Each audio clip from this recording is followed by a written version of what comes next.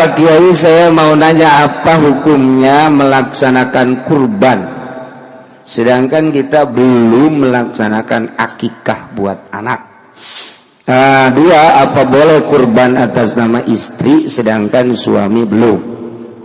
Nah, kos gimana tuh kudu kukula wajib pendik mal beres ya mah. Soalnya pertanyaan ke saya silakan gaji pendik mal beres. Hukum melaksanakan kurban sunnah, hampir wajib muakkad sunnah. Sedangkan kita belum melaksanakan akikah buat anak, ai korban merenjang nyana, ai akikah jang anak. Kita mah dipilih we ente endek korban endek eka sabodo ente.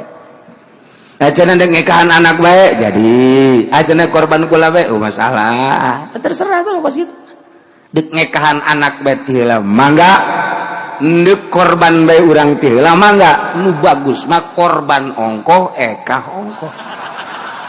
Itu ceritakeun nya ke itu. Ya ieu lamun atuh sia kumaha sih.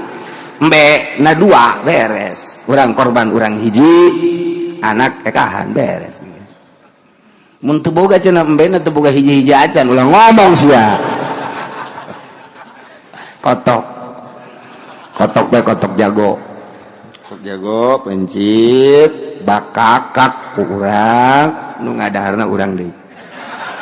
Niat kula korban ieu kotok aju di daharna ku urang deui beres. Aduh, dur-dur pet. Kemudian apa boleh kurban atas nama istri sedangkan suami belum? Nunda korbanna saha ye? Maksudnya duit saha ye korban? Kos kiamat pertanyaanna, pan korban teh meureun nu bogana. Nu boga duit pamajikan atau pamajikan. Nu boga duit salaki itu salaki. Hari ieu mah apa boleh kurban atas nama istri sedangkan suami belum? Duit anu saha? Maksudnya ada berenang duit nyana dek korbanan pemajikan gitu meureun. Ya kehanyahoan sih gue.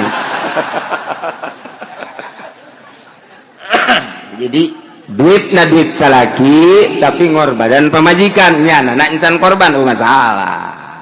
Masalah. Kan kudu bebeja lah ke pemajikan. Kudu bebeja neng di korbanan ku kulo. Oh kulo udah dipencit. Di korbanan, itu mah dikorbankeun ngaranna. Korbanan, oh tidak ada kulo ridho atuh gitu masalah.